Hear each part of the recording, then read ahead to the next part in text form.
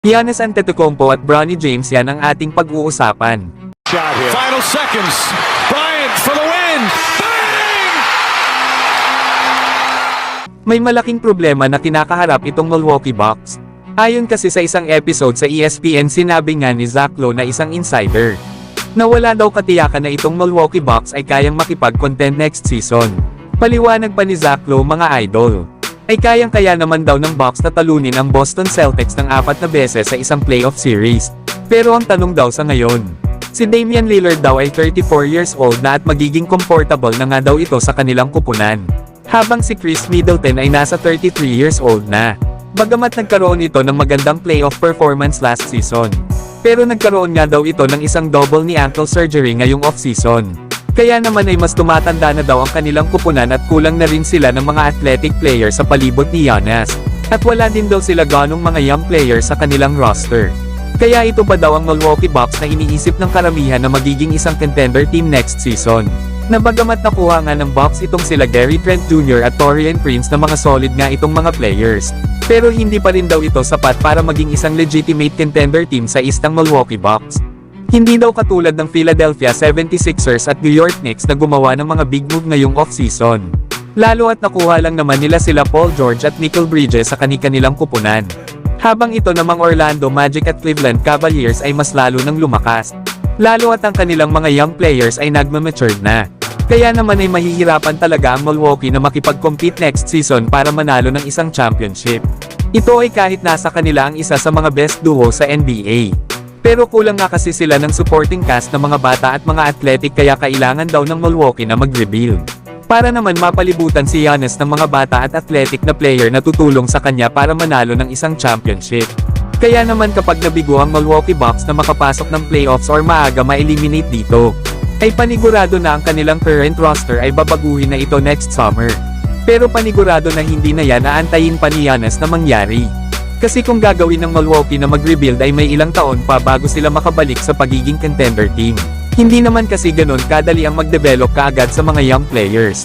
Lalo at may edad na itong si Giannis na 29 years old at isa pa ay magiging free agent na sila Chris Middleton at Brook Lopez next summer. Na kahit na sa kanila pa nga itong si Damian Lillard na nakuha nila via trade dito sa Portland Trail Blazers last season, ay mukhang malabo naman na madala nila sa ngayon ang kanilang kupunan sa NBA Finals na tumatanda na nga rin si Lillard.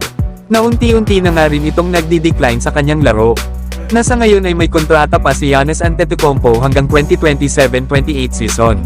Ito nga yung contract extension na 3-year deal na ibinigay ng Milwaukee Bucks dito kay Giannis. Na kesa naman masayang pa ang mga taon niya sa kanilang kupunan ay maaari namang itong lumipat sa ibang team. Kagaya na lang ng Golden State Warriors na napapabalite sa ngayon na nakamonitor sa status ni Giannis Antetokounmpo ayon yan sa mga report ni Sam Amick ng The Athletic. Willing nga daw ang mga ito na ibigay ang kanilang mga young players at draft picks para lang makuha via trade si Giannis. Lalo at matagal na daw itong gustong mangyari ni Joe Lacob, ang isa sa mga member ng may-ari ng Golden State Warriors. Kaya tingnan natin, mga idol, kung ano ang gagawin ng Milwaukee Bucks kapag nagkaroon na naman sila ng disappointing season. Samantalang grabe naman ang presyo ng jersey ng anak ni LeBron James na si Bronny. Paano ba naman ay naibenta lang naman ang kanyang Summer League jersey sa napakalaking halaga, kumpara sa number 1 overall pick ngayong taon ng Atlanta Hawks na si Zaccharie Risacher. Na sa isa kasing naganap na Summer League Select Auction, ay umabot lang naman sa $38,400 or 2.1 million pesos sa pera natin nabili ang jersey ni Bronny James. Samantalang kumpara naman dito sa first overall pick ay nasa $3,300 lang na ibenta ang kanyang jersey. Habang yung kay LeBron James naman na sinuot niya noong November 15, 2023 laban sa Sacramento Kings, ay naibenta lang naman ito sa halagang $42 million. Kaya kunti lang naman, mga idol, ang naging pagitan sa presyo sa pagkakabenta ng mga nasabing jersey ng mag-ama.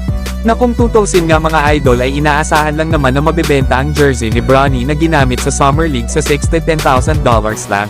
Pero sa hindi nga inaasahan ay sobra pa pala sa inaasahang benta ang nangyari. Siguro, mga idol, ay dahil na nga rin sa anak ito ni LeBron James. At panigurado na yung unang jersey na gagamitin nila sa opening game sa regular season ay sobra panigurado ang mahal noon. Lalo at first father and son ba naman na maglalaro na magkasama sa NBA ay history talaga ito. Lalo at ayon pa nga sa lumabas na report noong nakaraang araw, ay 100% daw na maglalaro na magkasama sila LeBron at Bronny sa season opener ng Lakers.